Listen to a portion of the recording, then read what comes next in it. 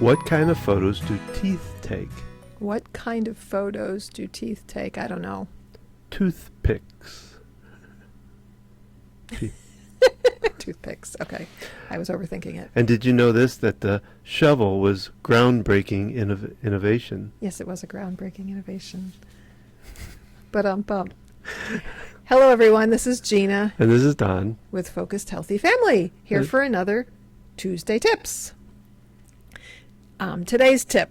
Casey O'Brien, an expressive arts therapist, states, one of the very best things a parent, caregivers, and educators can do is to model healthy coping skills.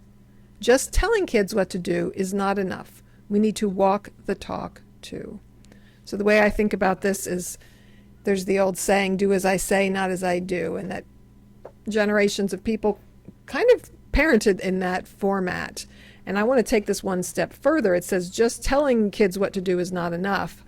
I'd like to say that it can have the reverse effect if you're standing around telling kids what to do. Mm-hmm. But the power of modeling and them seeing what you're doing, because our kids are learning from us all the time, even when we don't want them to be. Yeah. So whether you're on the phone dealing with a customer service person, on hold, in store, getting aggravated over a purchase or a return, any interaction encounter you're having that you having to deal with stress, how you're handling it, you're teaching your child. Do you ever look at your kids and go, wow, they sound like me, especially as they're getting older? Yeah. And well, they're learning from you. And so we can't be teaching patience and, acceptance and all these things to our kids, and then our behavior is representing the opposite sometimes, or not what we're preaching. Well, I have to say I failed at that some couple of weeks ago when we were down at the parade, Pride Parade downtown, and I got stuck in a parking lot. It won't go into too many details, but ended up getting on the wrong side of a parking lot and then getting stuck in there. Didn't have a ticket to get out. You had paid, but they were telling you had to pay again. Yeah, and they were getting really kind of rude with me, and I was getting rude back, and I got very angry with it and told them, "Get me out of this damn." I don't think I used anything else worse than that. I was at work, I was kind of screaming at him. And my 14-year-old daughter said, having trouble getting out of the parking lot, and Dad's really mad. I was, because, she hung up on me. I was talking to this box, yeah. instead of a real person. I don't know where she was, and she hung up on me. And I had to push the button and wait for it to dial through. There are people behind you waiting to get out of the 4 different cars parking lot, waiting to get out, and an old man standing behind me. And you were not going to pay extra money when you had already paid. Because it was $14 for 2 hours of parking, something like that. And they wanted me to pay. It was $21 on that side. Like I said, it was a different side that it was a bad example to it. I apologized to our daughter later. So what can we do when we realize we didn't handle things the best? Maybe we overreacted, or we didn't use our coping strategies. What can we then do with our kids? We can talk through it. We can apologize and say that wasn't handled the best. Well, into admitting we're human. Yeah. You know what? I was frustrated, and not having to justify, but just saying, I realized I didn't handle that the best, and I was getting angry at them, and it wasn't helping to solve the problem. And yeah, it was hot.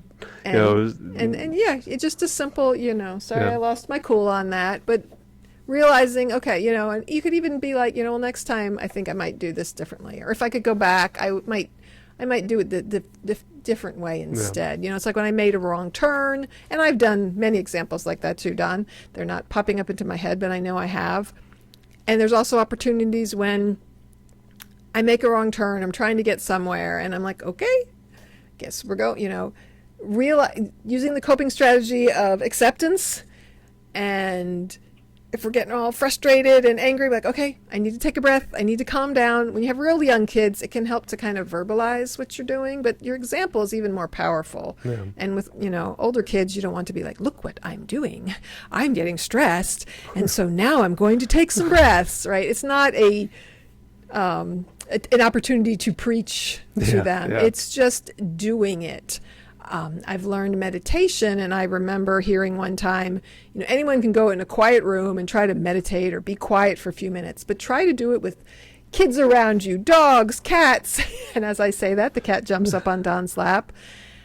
And so what better opportunity? You're sitting in the house, the kids might be fighting or something that's, not immediately dangerous. And you sit there and take some deep breaths in the middle of all that.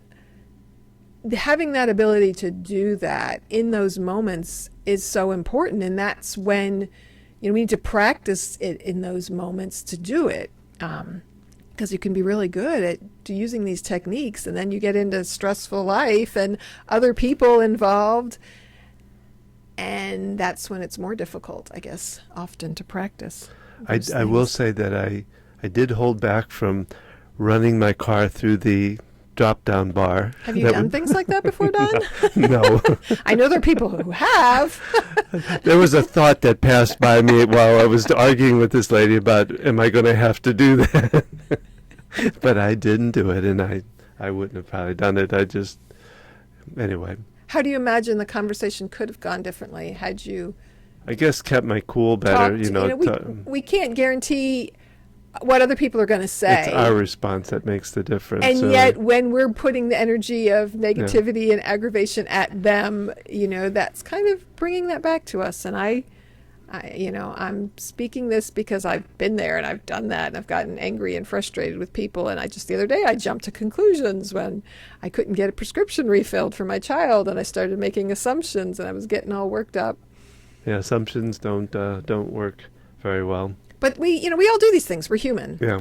And it's not that you. So admitting to your humanness. Yeah, and making mistakes, because that's what it's all about. And for your kids to see, oh, I messed up, but then how did you make amends? That they see the other side of it. Yeah. It's important to show these skills. Yeah, and be authentic. Yes, authentically engaging in them and not is so much more powerful than even telling them. I used to, we talked about grounding last week, and take the kids outside to do grounding, and I didn't make them do it. I invited them to join me, and I did it. And maybe they weren't doing it, but they might have been picking on it in some way. It's like a teenager. You can give them an idea or do something, and they might roll their eyes, but who knows what they're doing when you're not looking. So, and not requiring it can be so much more powerful than having it be something they have to do, but just, okay, mom's doing this weird thing in the yard again, but you're having an effect on them. Yeah. So that's our tip for today, another Tuesday tip. And if you want to find out more, you're welcome to go to our Focus Healthy Family website. There you can find out about our Thursday full podcast that we do every week. And you can also sign up for the Tuesday tips by email and find out about our workshops and our different programs for families and parents. So, and remember, how you speak to your kids today shapes their future and yours.